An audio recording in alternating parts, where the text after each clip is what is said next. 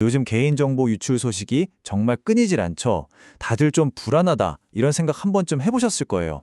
그래서 이번 시간에는 왜 유독 한국에서 데이터가 유출되면 우리 삶에 이렇게까지 치명적인 위협이 되는지 그 진짜 근본적인 원인을 한번 깊숙이 파고 들어가 보겠습니다.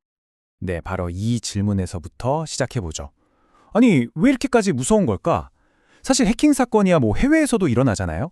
근데 왜 유독 우리나라에서 정보가 유출되면 그냥 계정 뺏긴 수준이 아니라 내 돈, 내 신원, 그 자체가 통째로 위험해지는 걸까요?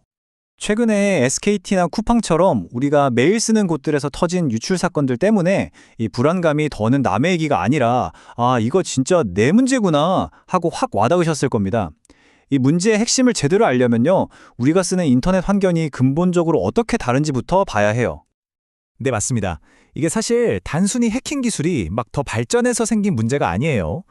한국과 해외의 인터넷 서비스가 설계된 방식, 그러니까 그 뼈대, 구조 자체가 아예 근본적으로 다르기 때문에 생기는 문제입니다. 자, 이 화면을 보시면 바로 이해가 되실 겁니다. 해외에서는 보통 이메일 주소 하나만 있으면 웬만한 서비스는 다 가입할 수 있잖아요. 근데 한국 쪽을 한번 보세요. 실명, 휴대폰 번호, 주소는 그냥 기본이고요. 어떨 땐 신분증 인증까지 해야 합니다. 딱 보이시죠? 시작부터 요구하는 정보의 레벨 자체가 완전히 다른 거예요. 이게 바로 한국 인터넷의 가장 핵심적인 특징입니다.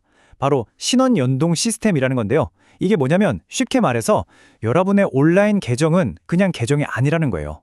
현실 세계에 나 자신이랑 똑같이 취급된다는 뜻입니다. 온라인 아이디랑 실제 사람이 거의 1대1로 딱 묶여있는 그런 구조인 거죠. 반면에 해외는 계정 중심 시스템이에요. 온라인 계정, 그리고 내 진짜 신원 정보, 또 금융 정보가 구조적으로 딱 분리가 되어 있습니다. 그러니까 계정이 해킹당하더라도 내 신분이나 은행 계좌가 바로 위험해지지는 않도록 일종의 방화벽이 쳐져 있는 셈이죠. 바로 이 지점이 결정적인 차이를 만드는 겁니다.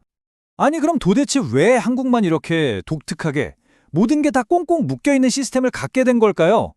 여기에는 우리가 잘 몰랐던 역사적인 배경이 아주 깊숙이 깔려 있습니다. 그 시작을 알려면 2000년도로 한번 거슬러 올라가 봐야 합니다. 혹시 2000년대 인터넷 기억하시는 분 계세요? 그때는 거의 모든 웹사이트에서 회원가입하려면 주민등록번호를 넣어야 했잖아요. 그러다가 법이 바뀌면서 주민번호 자리를 휴대폰 본인 인증이 대신하게 됐죠. 근데 결과적으로 인터넷은 익명 공간이 아니구나, 무조건 신원을 확인해야 하는 곳이구나 하는 인식이 우리 사회에 아주 깊숙이 뿌리내리게 된 겁니다. 이 모든 것들이 맞물리면서 지금의 구조가 만들어진 겁니다. 첫 번째, 주민번호, 실명제라는 아주 강력한 유산이 있었고요.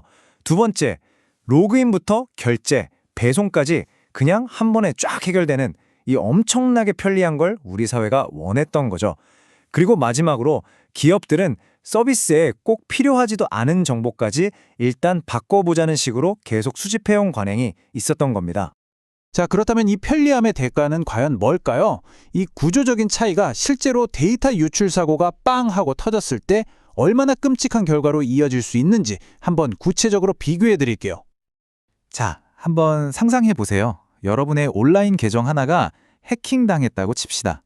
이 두 가지 다른 시스템 아래에서 벌어질 수 있는 최악의 시나리오, 과연 얼마나 다를까요? 해외 같은 경우에는요, 피해가 보통 그 계정 자체에 머무릅니다. 스팸 메일이 좀 늘어나거나 내가 어떤 서비스를 썼는지 같은 이용 내역이 노출되는 정도죠. 물론 이것도 기분 나쁘고 짜증나는 일이지만 대부분은 어떻게든 관리할 수 있는 수준의 피해에서 끝나요. 하지만 한국은 얘기가 완전히 달라집니다. 이름, 전화번호, 주소, 심지어 생년월일까지 한 묶음으로 털려버리면 이건 더 이상 계정 문제가 아니게 되는 거예요. 내 이름으로 대포폰이 만들어지고 나도 모르는 사이에 대출이 실행될 수도 있습니다. 한마디로 내 삶 전체를 송두리째 흔들어버리는 재앙으로 바로 연결될 수 있다는 거죠. 이 표를 보시면 그 차이가 한눈에 들어오죠. 계정이랑 신원이 얼마나 강하게 연결되어 있는지, 금융정보랑 얼마나 가까운지, 유출됐을 때 피해가 얼마나 커지는지, 모든 면에서 한국 시스템이 훨씬 더 큰 위험을 안고 있다는 걸 알 수 있습니다. 특히 저기 마지막 항목, 데이터 최소화 원칙을 한번 봐주세요. 유럽의 GDPR처럼 서비스에 진짜 꼭 필요한 최소한의 정보만 가져가세요라고 하는 강력한 원칙이 우리에겐 좀 약하다는 점, 이게 문제를 더 심각하게 만드는 요인 중 하나입니다. 여러분께서 느끼는 이런 불안감 있잖아요. 사실은요, 저명한 보안 전문가나 정책 연구자들도 똑같이 느끼고 있습니다. 이분들은 이미 오래전부터 이 문제 정말 심각하다고 계속 경고를 해왔어요. 보안 전문가들의 지적은 정말 어떻게 보면 좀 충격적이기까지 합니다. 지금처럼 과도하게 신원을 확인하는 게 보안을 강화하는 게 아니라 오히려 해커들한테 야, 이 사람 정보만 털면 모든 걸 다 가질 수 있어 하고 알려주는 완벽한 표적을 만들어주는 꼴이라는 거예요. 참 역설적이지만 정말 중요한 지적입니다. 정책 연구원들도 똑같은 이야기를 합니다. 서비스 운영에 직접 필요하지도 않은 정보까지 그냥 편리하니까 라는 이유로 너무 많이 모으는 이 관행 자체가 문제의 뿌리라는 거죠. 한마디로 기업들의 데이터베이스를 필요 이상으로 위험한 아주 민감한 정보들의 보물창고로 만들어주고 있다는 겁니다. 그래서 전문가들이 내놓는 해법은 아주 명확합니다. 첫째, 유럽처럼 데이터 최소화 원칙을 법으로 딱 정해서 필요 없는 정보는 아예 처음부터 수집하지 못하게 막아야 한다는 거고요. 둘째, 휴대폰 번호 같은 개인식별 정보에 기대는 낡은 방식에서 이제 좀 벗어나자는 겁니다. 지문이나 얼굴 인식처럼 내 스마트폰 자체가 인증 열쇠가 되는 그런 피더 같은 최신 기술로 넘어가야 한다는 거죠. 자, 이제 거의 결론에 다 왔습니다.